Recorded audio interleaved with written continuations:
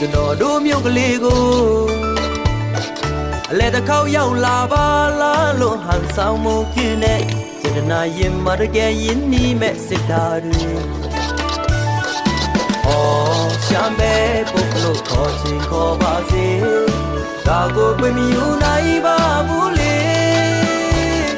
တကယ်ရှူရှာမျိုးရဲ့ပြင်းမြဲတဲ့ယူရကျွန်တော်ဟာနေရှမ်းပဲပုတ်ပါပဲကင်မင်းတဲ့အလုံးကိုလေလာလဲစစ်ချင်တယ်ရှာရတဲ့ရှမ်းမျိုးကိုလေ